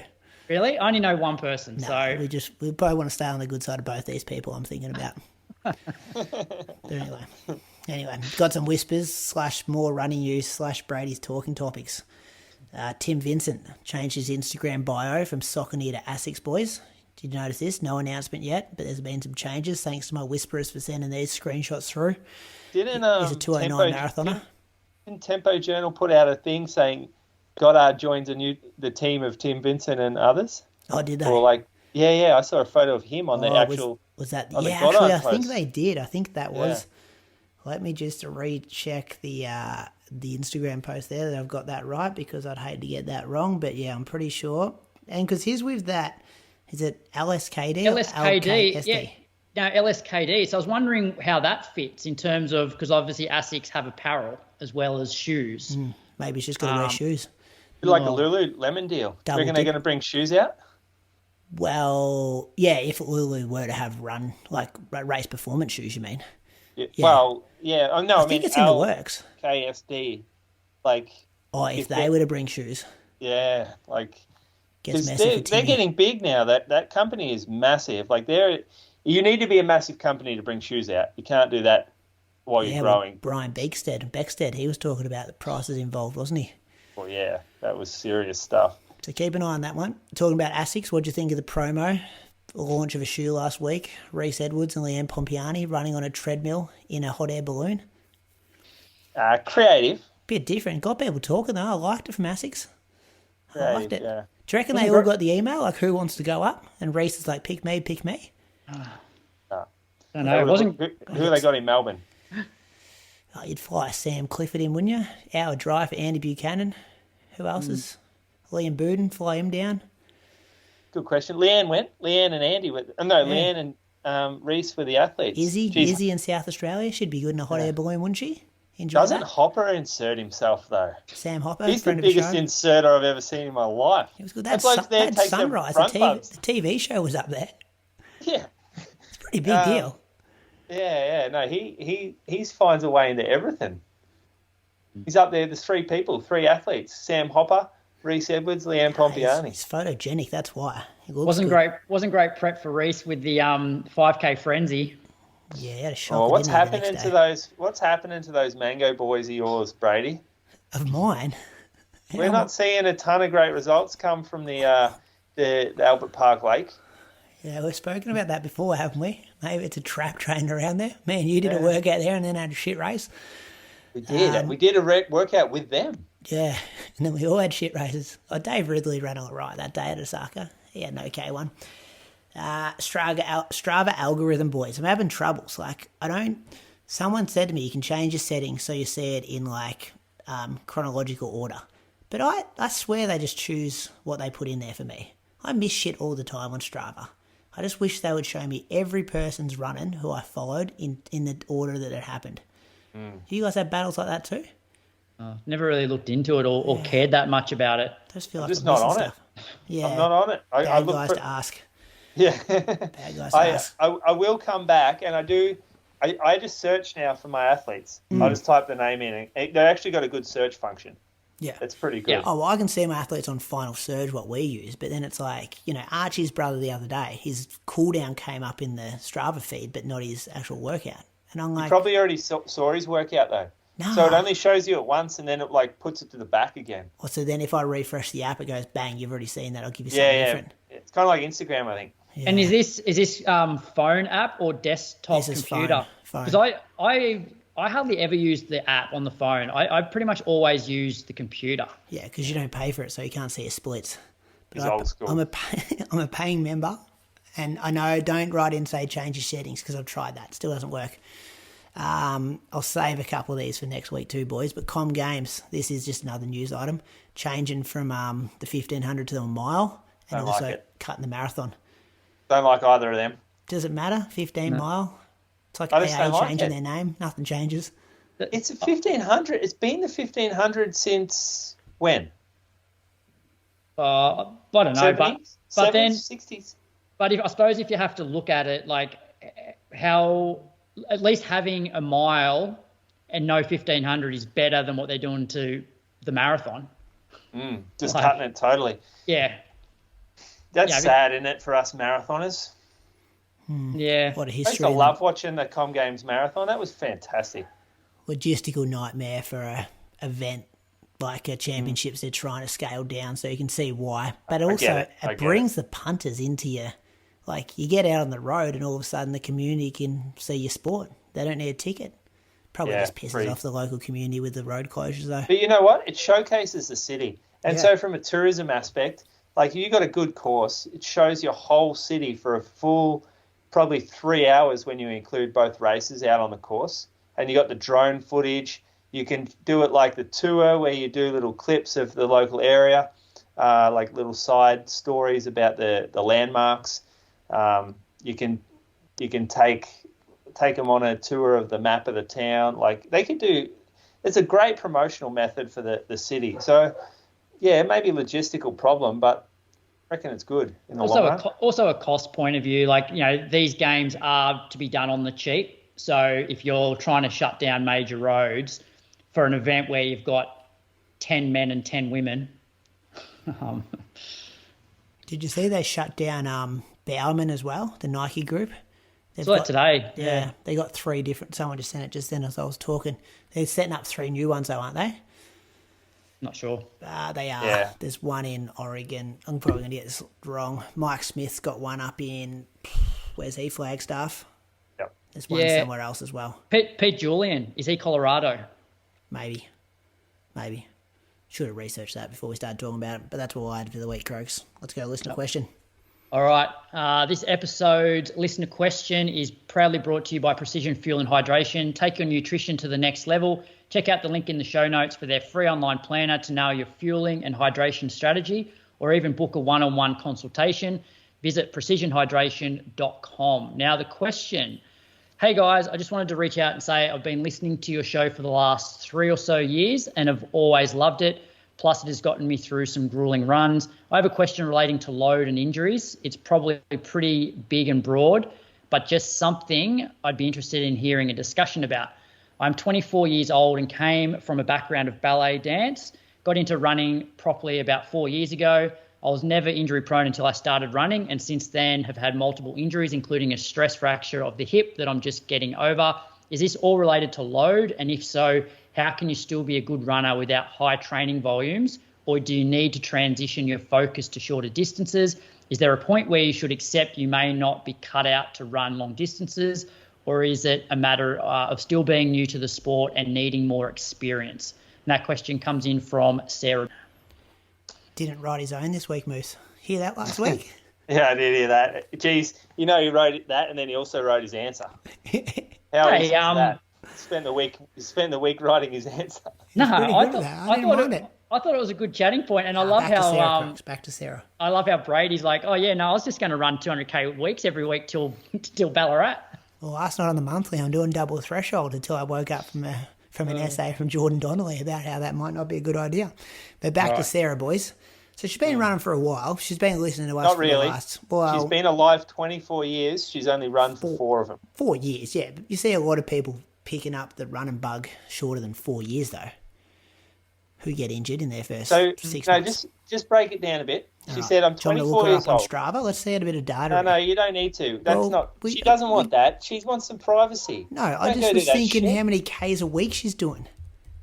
Like, I think she would have offered that if she wanted you to look into her and call it out on the fucking podcast. I found her. All right. Anyway, it says here's the thing that I had to look at. I was never injury prone until I started running. Well, you're getting running related injuries, obviously. Like running is the issue here. So she's not getting injuries from ballet, but it's obviously the running, something about the running that's injuring her. I know that sounds obvious, but some people do get injuries from doing any sport that they do. Like you can get tendon issues when you play footy, and ballet, I'm sure you have a ton of injuries doing ballet. So you could probably, it's a tricky one because we don't have the medical background, but you could sort of say if she's not that injury prone and she's been doing ballet, maybe she's got that very strong frame. Ballet dancers are amazingly strong. Like you've seen what they do. Seen how strong they have to be through their foot and their calf and their ankle. Never seen ballet? Yeah. I know what they do. Hoping I don't have to see ballet for the next 10 years with my daughter, to be honest. I'd be going to ballet lessons. I see some of the parents doing it. Yeah. I don't know if I want to be them. I'm just looking at Sarah's... Well, she's been injured. It says she's coming off a hip stress. Yeah, it's not which much is pretty brutal. The last 3 months. But I'm looking, she ran Sunshine Coast Marathon. Some big weeks in. big runs in. There's some big runs in there. 5K with 1K float. 3.5 hour long runs. That's a load management issue. I think. There's some big workouts. I don't think if you have a few injuries, it means that you can never run high volume. Like I look at a couple of examples of some of our best ever runners. So Eloise Wellings, she missed multiple Olympic Games because she kept breaking down. And then I remember she went away and completely rebuilt herself. Like she just got a lot stronger.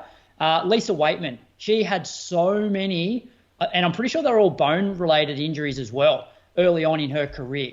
And then you look at both of those women over the last 10 years and have been able to run massive amounts of volume. So I think even if you get some injuries now, it is still possible in the long term to run high mileage, but there's a progression to it. You know, like when I first started running at probably the age, like I got serious maybe like when I was 20. For the first 4 years, like I probably only ran 70K a week. Like, and my long run was 90 minutes. And back then, if I tried to run high volume, I probably would have broken down all the time. So there's a progression. I think from my experience of chatting to some health professionals, especially with the prevalence of bone stress injuries, a lot of that comes down to not fueling enough and not recovering enough. So you got to look at those factors. Obviously, the load's like if the load's too high, you're not eating enough. You're also not recovering enough because you've got all the other stresses. So there's a lot of factors to it. So I don't think you can rule out. I don't think just because you get injured, you go, I can never be a high mileage athlete. That's a good point. I was the same thing. I started running in 2009, and I didn't start training consistently until about 2016 when I stopped getting like ongoing injuries. So that's 7 years before I was able to run for more than probably 3 months in a row at any given time without having to take at least 2 weeks off. The other thing... Yeah, sorry. I was just going to say, looking at some of these workouts she's done as well, and this is where we've got to be careful because I'm seeing a lot of stuff that we talk about, like, 4x3Ks, 2.5 hour long runs, things like that. Like, we're in this world now where people step up to the marathon really early. Like, so even though I did say she's been running for a while, 4 years, we would have all ran, I reckon I ran 15 years before I even thought about running a marathon. So you kind of got that conditioning on the board kind of thing. And there's some of these big sessions in here that are probably too big for me in a way to be able to handle. So I would dial those back. And even if you're just doing, like there's some weeks in here with, 2 workouts and a decent, 3 hour, 2.5 hour plus long run kind of thing, I'd be dialing things back and just make yourself, I think you spoke about it a while ago, Moose, make your goal to become a resilient runner. And if that's, you've done 100Ks in the past, do a year at 70, 1 workout a week and cut the long run. And that's your goal. Accumulate weeks, the workouts don't have to be special. They don't even have to be good, really. No. Just accumulate weeks. And then what will build strength in those bones is mileage, is ongoing stress on the bones. And it doesn't look that good, but it's like, that's going to keep you running regularly. Yeah, and be careful about where you're getting the information from, because I'm saying we're banging on about it, and maybe we've got to be more careful about sharing our training weeks because it's not just copy and paste. But you don't have to do the marathon. Like the marathon does require more mileage. Like you can't fake a marathon. So although at the start of that Moose on the Loose I just did, I talk about how we should be doing longer runs throughout. Like you should be doing longer runs throughout for sure. But if you train for a marathon, you just can't get away with anything less than that, really. So you give yourself a chance to run races that don't require those big Sunday runs to condition properly. So pull it back. If you are getting injured after injury after injury, go back and just go, let's just focus on building that resilient body again, and don't race events that are going to require this large commitment of training. You can't rush the process. That's the problem. It's like, and I think so many people now that the marathon is like the gold standard in challenging myself, and they come at it from like no running at all and go, well, what they hear us talk about, you need to run volume to run a good marathon, but their body's not ready for volume. And that's why so many athletes that I coach, I always hold them back from actually stepping up to the marathon, because I'm like, hey, you're not running enough mileage to even run a good marathon now. So let's actually run better over 5K, 10K, where the volume is manageable and your body can handle it. And because I have no doubt if you run faster over 5 and 10 while building up the volume over a period of time, that will translate to a faster marathon anyway. Yep. So like customer I had yesterday comes in for some shoes. Oh, not yesterday, Saturday. Doing a marathon in May, which is, I think we worked out it was about 12 weeks away, 13 weeks or so. Longest run so far is 18K. Now, that's not long enough, in my opinion, for some, like this is the longest run he's ever done. So to get ready for a marathon in May. That's the point where you go, the half marathon's perfect, because it's going to give you a challenge. Like you're going to still feel challenged by the training that you need to do, but you're not going to get to race day having to absolutely jam training down your throat for the last 8 weeks or whatever, which will only end up in injury, burnout. It's just not, and you're not going to get fit from it. It's not a pleasant experience, is it, on marathon day? And I see where some people might be like, it's a bucket list, I don't even want to run afterwards, but yeah, if you're serious about your running going forward for the next 3 or 4 years. Yeah. I think she should. I think that's a good chance to pull back and train for some shorter distances. Doesn't mean you go and race the 3K and do 4 track workouts a week. Yeah, do not get into spikes and just start fanging intensity, because then you're also going to end up injured. As I said at the start look at Eloise and look at Lisa. You know, but kind of don't as well, correct? It's like they're Olympians. Yeah, no, but like the whole... I know, the injury came back. They had a heap of injuries early on in their careers, and they're probably been the most durable athletes over the last 5 years. Yeah. Like, look at Eloise, how many marathons she did back to back to back. Yeah, whereas Lisa. She was breaking down regularly. So it can be done, but they obviously changed something for them to be able to actually progress and do the training. Yeah. Let's also just bring up that massive marathon-specific type training. It's just not appropriate. It's not appropriate for even intermediate runners, I don't think. I think, like, when I come back, I wish I wasn't I've made that mistake when I've been coaching people early days, giving those big sessions just because they worked for me and they worked for Ali. I'm like, okay, well, we'll just ratio this down. But I don't feel like it worked. I don't think I feel like it cooked more people than I helped by trying to follow that same training protocol for less experienced runners. I just think it's too hard. My point exactly about copy and stuff that you hear the elite runners doing, or you see on Strava.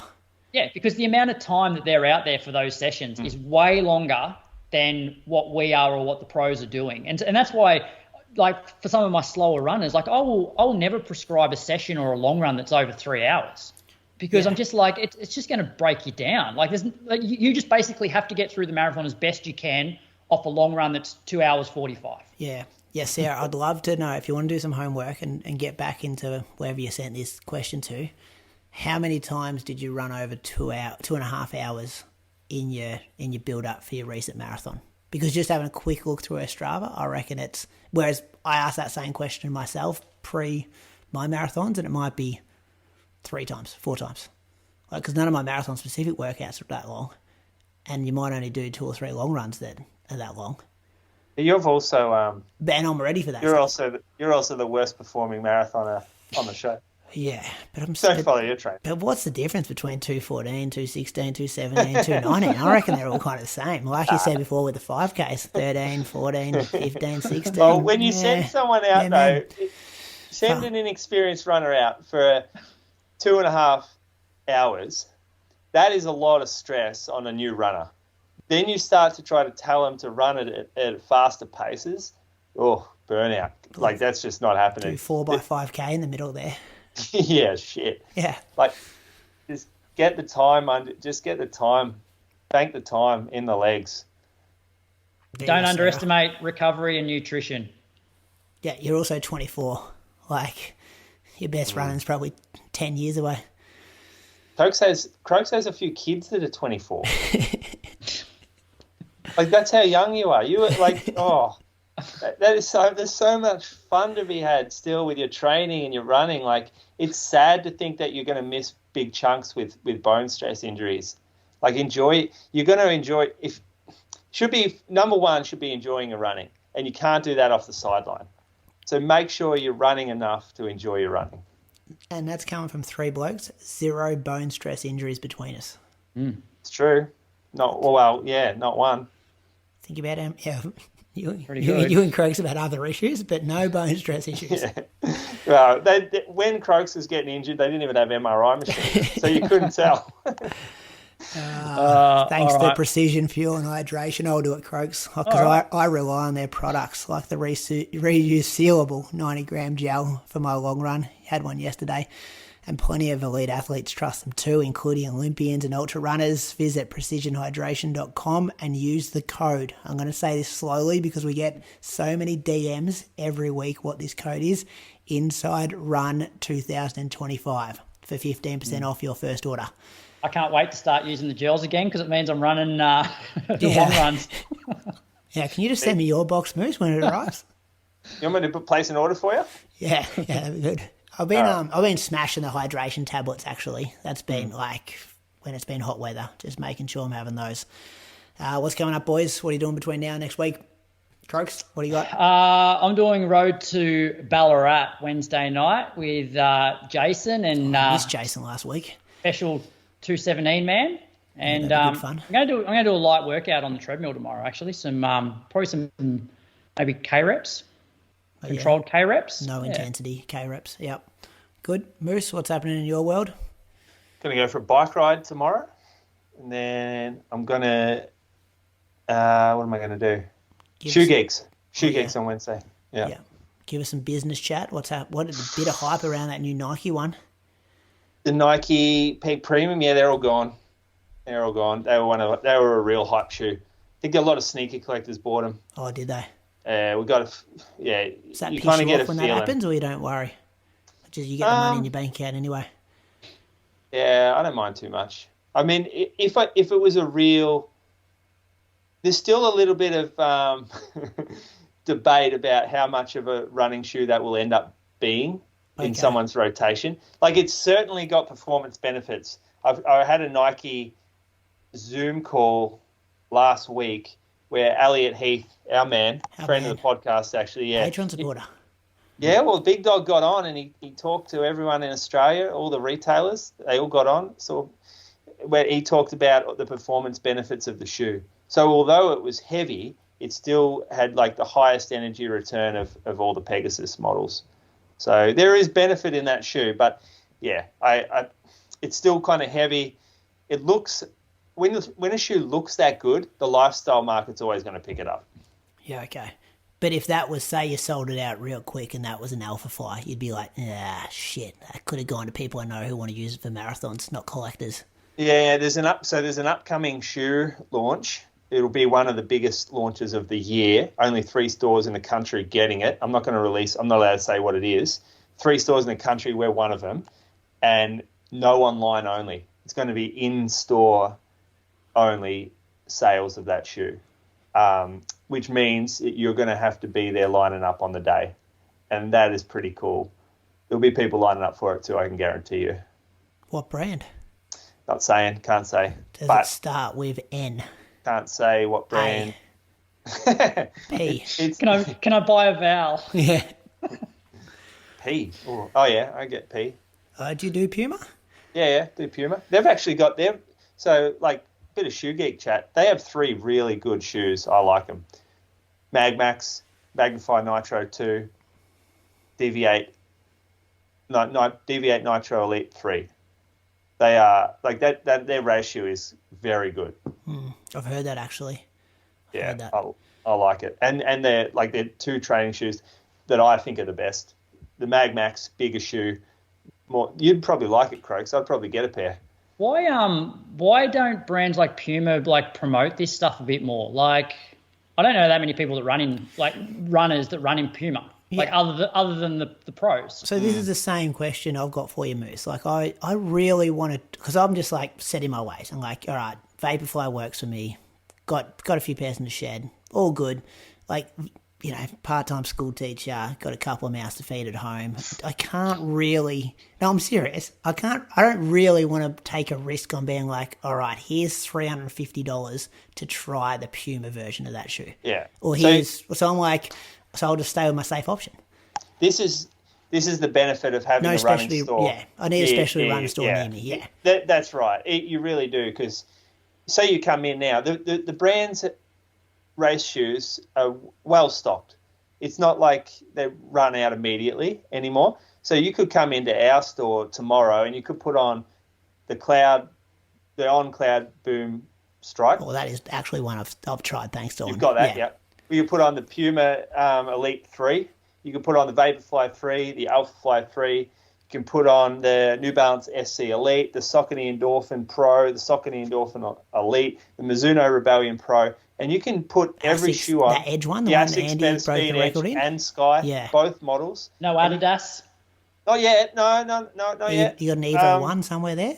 What about Chriso in the monthly? Said he's got 6 pairs of it. Oh, something fuck like off. that. You kidding? 5 pairs, something like that. I don't like that. You know what that is? That is preventing other runners from getting that shoe. Mate, he's basically trying to buy it out pairs. so he's... I could have put some mayo on that. I think it was 3 pairs, wasn't it? Was it 3? It was definitely more than even one. then, even 3 pairs. Yeah. No, so you got to get in a store. It's really worth it, because then you get to try everything. You run on the treadie. You get to feel how it works under your foot, the shape of it. You can sort of think. We try to encourage people to think how it feels for the last 10K of their marathon, not just the first 10K. And some shoes will feel amazing for the first 10K, but crumble later, or you will crumble in them later.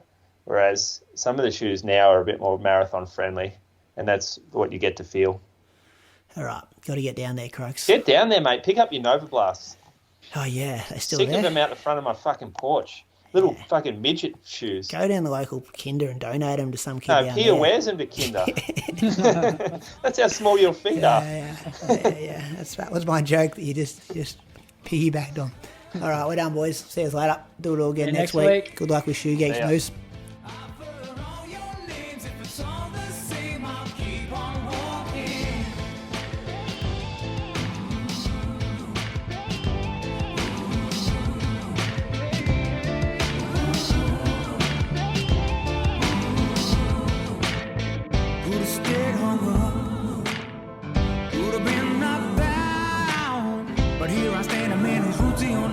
And I'm gonna hold my head up high. I was told as a young man, doesn't matter if you're white or black. Just show love to everyone you meet.